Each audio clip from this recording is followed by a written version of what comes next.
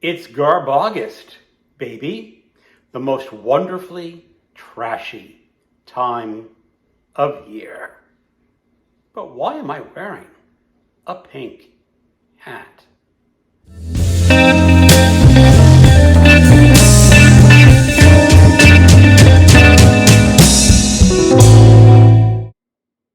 Hello, welcome to my channel. Another Boobiephile reads Playboy for the articles, because this is GarbAugust, and we have put down our sophisticated reader mantle, and we're picking up trash. The kinds of books that your literary professors would not approve of, at least in the classroom. This is fun books to read. They're not going to be great literature, but you will be entertained.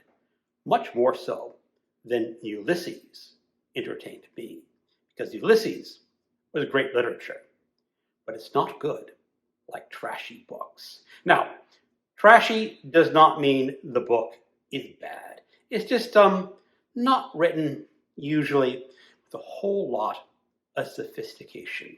It is written to be placed on the market and sold and enjoyed. And I will be making some suggestions, some recommendations for what I think is classic trash. I will give a few suggestions for each week. Each week has a prompt. You do not have to follow the prompts at all. That's only if you want to have a little bit of extra fun. But I will make my recommendations for these weeks. And the first week is Anything Goes. For Anything Goes, I'm going to start off with one of my favorite trashy genres. That is animal attack books. This is The Rats by James Herbert. It is a 70s horror novel about killer rats attacking people in London. It is about as trashy and wonderfully trashy at that book as you can find. It is about rats going munch, munch, munch on people, and a school teacher who has to defeat this mutant horde. And this is really one of the first animal attack books in this genre, and it sort of kicked off a whole lot of other books. And you can still find this book. It is available on Kindle. It is available paperback. But my paperback is special because it's got a cigarette ad. You know, books with cigarette ads got to be good. My second book is Incubus by Ray Russell, published in 1976. This is set in a small town in California.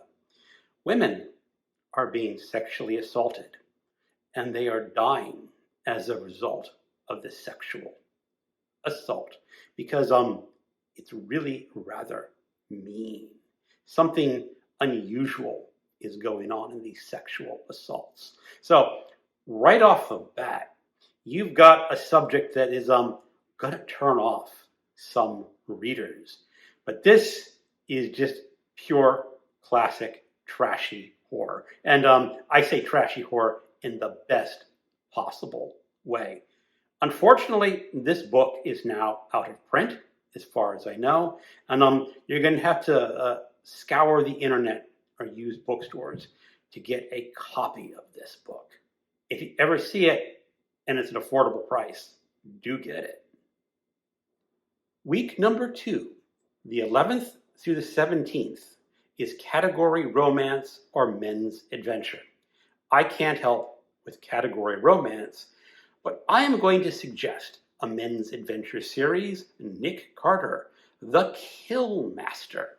Nick Carter is the main character. He is also the author of this book. You think a pseudonym was used?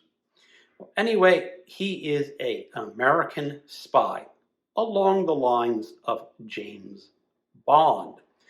But Nick Carter often encounters beautiful women in these stories. And these beautiful women, you know, They just have to get out of their clothing real quick when Nick Carter's in the room. But they're fun little adventure stories, not too complicated, not too believable, but it's something you want to pick up in an afternoon and just go for. Now this one has a shark, and of course Nick Carter has to defend the lovely lady from a shark. Checkmate in Rio is Nick Carter in Europe. There are beautiful German triplets.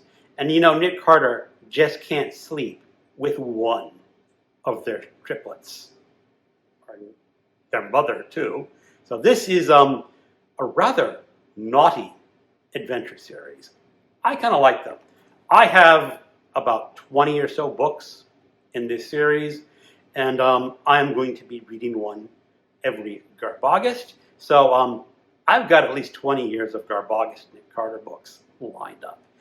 If you like men's adventure, these are going to be a good hit, I think. Week number 3. That is the 18th to the 24th of August. It's sex and or violence. And for this, I am going to be recommending some series that both have sex and violence. And I'm recommending some naughty westerns. Naughty westerns are what would be a normal western, but every few chapters, the gunslinger or the gunman has to get in bed with a beautiful lady. Sort of like Nick Carter, the ladies in this book just can't keep their clothing on around the male characters. And you got a few choices. This is the Lone Star series. This is sort of an offshoot of the Long Arm. You'll see that later. But in this one, you've got a lady gunslinger and her martial arts companion, and they have to make their way through the Old West. Of course, the martial arts companion has to fight off the beautiful ladies, and the lady has to fight off the studs. Although she doesn't fight them off too hard. You also have the Gunsmith series, and this is just a man in the Old West. He packs a gun, and he meets a lot of ladies who, let's just stick with the theme, want to get out of their clothing real quick.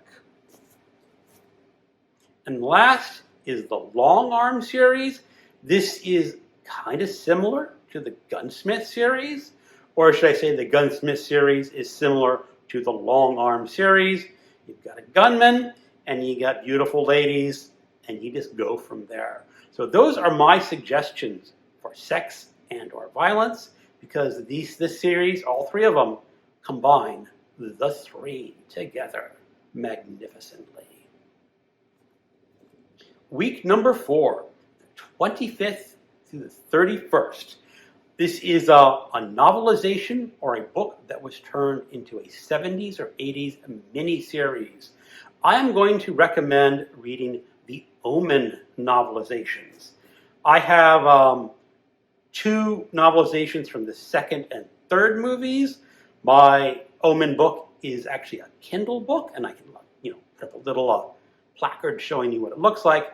But the story of how the Omen got written is kind of fascinating. There was the author, David, and he was called up by some producers in Hollywood, asking him if he had a script along the lines of The Exorcist. And of course the author says, yes, I do.